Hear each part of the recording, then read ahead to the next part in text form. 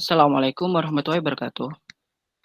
Kami dari Paralel A, Grup G, sesi A1. Kami di sini menjelaskan sedikit tentang pembuatan media dan penanaman jasa training. Sebelumnya, perkenalkan, nama saya Muhammad Adam Abdullah, NPM 15, dan partner saya. Nama saya Ardo Krisnanto, NPM 14. Baik, selanjutnya akan ke materinya. Untuk pengertian media, media di sini adalah campuran nutrien atau zat makanan yang dibutuhkan oleh mikroorganisme untuk pertumbuhan. Media selain untuk menumbuhkan mikroba, juga dibutuhkan untuk isolasi dan inokulasi mikroba, serta untuk uji fisiologi dan biokimia mikroba. Jenis-jenis media dapat dikelompokkan beberapa jenis, yaitu yang pertama berdasarkan bentuknya. Ada media padat, ada media semi padat, dan ada media cair. Selanjutnya adalah berdasarkan komposisinya, ada media sintesis, media semi sintetis, dan ada media alami atau non sintesis. Selanjutnya ada media berdasarkan fungsinya, yaitu ada media dasar atau basal.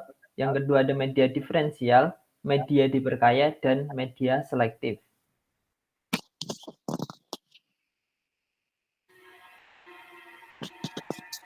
Selanjutnya ada pun syarat-syarat pembuatan media. Untuk yang pertama, media harus mengandung semua zat hara yang mudah digunakan oleh mikroba atau yang dibutuhkan oleh mikroba. Yang kedua, media harus mempunyai tekanan osmosis, tegangan permukaan, dan pH yang sesuai dengan kebutuhan mikroba yang ditumbuhkan. Kemudian yang ketiga, media harus dalam keadaan steril. Selanjutnya yaitu adalah saya akan menjelaskan mengenai nutrisi. Nutrisi merupakan aspek yang menyangkut fisiologi yang disepakati oleh suplai monomer atau bahan dasar polimer yang dibutuhkan sel untuk tumbuh. Substansi yang diperlukan ini disebut nutrien. Beda organisme berbeda pula kebutuhan nutriennya dan jumlah kebutuhannya.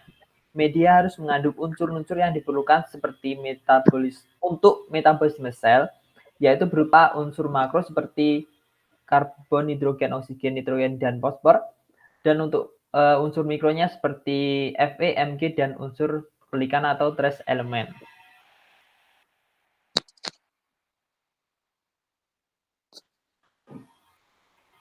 Kemudian pengertian jasa trenik. Jasa trenik merupakan mikroorganisme yang berukuran mikron yang dapat dilihat hanya menggunakan mikroskop. Jasa trenik disebut sebagai mikroba bukan hanya karena ukuran yang kecil, sehingga sukar dilihat dengan mata biasa, tetapi juga pengaturan kehidupannya yang lebih sederhana dibandingkan dengan jasa trenik tingkat tinggi. Selanjutnya yaitu adalah pengertian inokulasi dan inkubasi.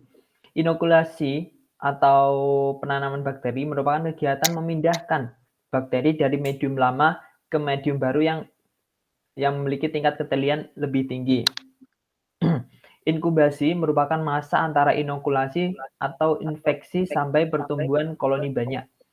Inkubasi atau fermentasi adalah proses memanfaatkan kemampuan mikroba untuk menghasilkan metabolit primer dan metabolit sekunder dalam suatu lingkungan yang dikendalikan.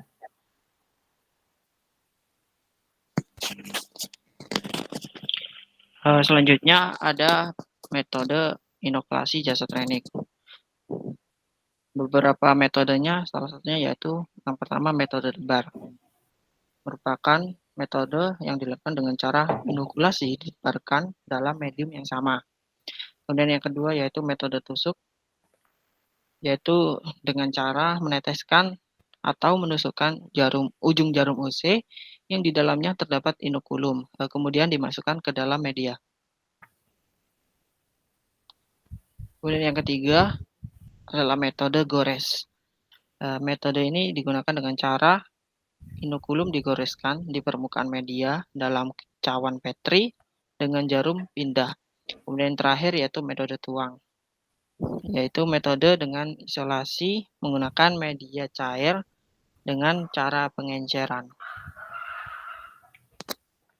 Selanjutnya yaitu adalah faktor-faktor yang mempengaruhi. Yang pertama adalah nutrien. Jasa trenik membutuhkan nutrien untuk kehidupan dan pertumbuhannya. Yang kedua ada tersedianya air. Sel jasa trenik memerlukan air untuk hidup dan berkembang biak. Pertumbuhan jasa trenik di dalam satu makanan saat dipengaruhi oleh jumlah air yang tersedia. Yang ketiga adalah nilai pH. Jenis jasa trenik pada umumnya dapat tumbuh dengan pH kisaran 6-5-7,5 dan tidak baik pada pH di bawah 5 atau di atas 8,5. Yang keempat ada suhu. Jasa trenik yang pada umumnya tumbuh pada suhu kamar, namun jika suhunya lebih kecil dari suhu minimumnya dan lebih besar dari maksimumnya pertumbuhan, maka aktivitas enzim akan berhenti. Yang kelima ada tersedianya oksigen. Konsentrasi di dalam bahan makanan dan lingkungan berpengaruh pada jenis jasa trenik yang tumbuh pada makanan tersebut. Yang selanjutnya adalah komponen antimikroba. Komponen ini terdapat dalam makanan melalui beberapa cara, yakni secara alami, terdapat dalam bahan makanan, dan ditambahkan dengan sengaja dalam makanan. Sekian presentasi dari kelompok kami. Apabila ada kurangnya, kami mohon maaf. Wassalamualaikum warahmatullahi wabarakatuh.